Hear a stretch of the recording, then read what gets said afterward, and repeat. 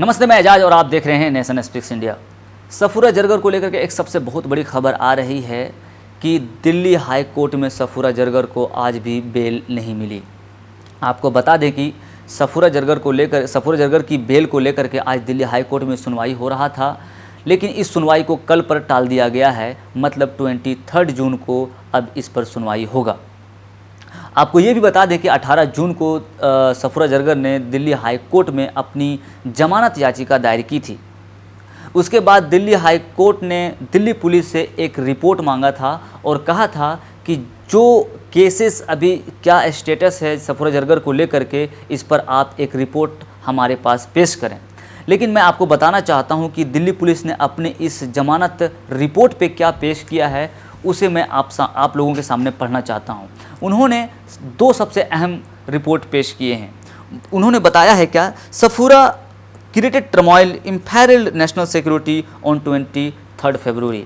Delhi police का कहना है कि 23 फरवरी को सफूरा जरगर ने भाषण दिया था, जिसके माध्यम से दिल्ली दंगे हुए और जिसके माध्यम से नेशनल सिक्योरिटी को भी इम्पेरिल करने की कोशिश किया गया था, चैलेंज करने की कोशिश किया गया था।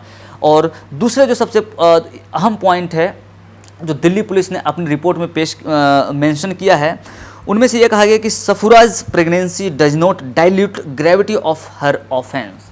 इसका मतलब यह है कि सफूरा की pregnancy can not dilute the gravity of offence. मतलब किसी की जो क्राइम है, ऑफेंस है, उसे प्रेगनेंसी के आधार पर डाइल्यूट नहीं किया जा सकता है। उसे प्रेगनेंसी को आधार बना के उसे डिफेंड नहीं किया जा सकता है।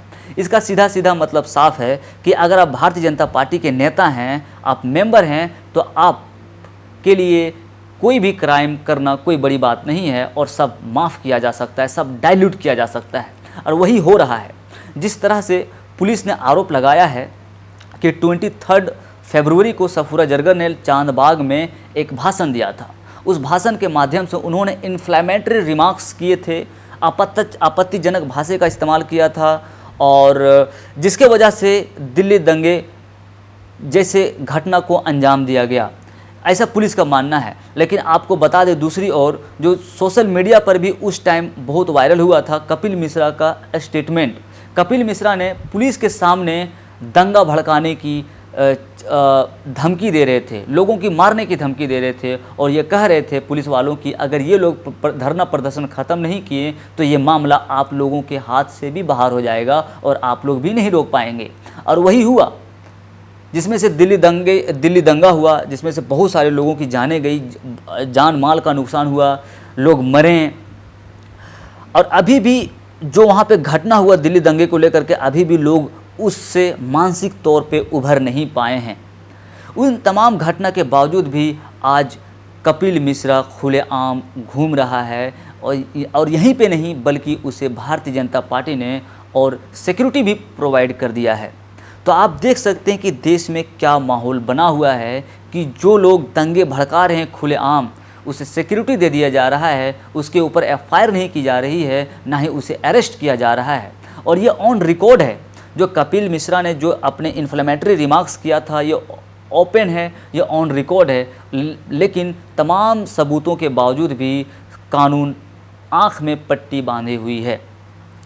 और लेकिन सबसे बड़ा जो सवाल दिल्ली पुलिस पे उठ रहा है, इस पर यह बताया जा रहा है कि दिल्ली पुलिस यूनिलेटरली काम कर रही है, सरकार के दबाव में आके काम कर रही है, जिसका सीधा सीधा मकसद है कि जो हमारे अभी रिजीम है, करेंट रिजीम है, उसे पॉलिटिकल फ़ायदा दिलाना।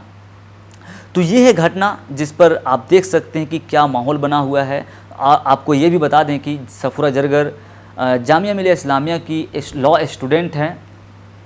उसे 10 अप्रैल को दिल्ली दंगे भड़काने के आरोप में उसे अरेस्ट किया गया था। उसके बाद से उसे आईपीसी के अलग अलग धाराओं के अलावा यूएपीए के तहत उस पर केस दर्ज कर दिया गया है, जिसके वजह से उसे बेल नहीं दिया जा रहा है।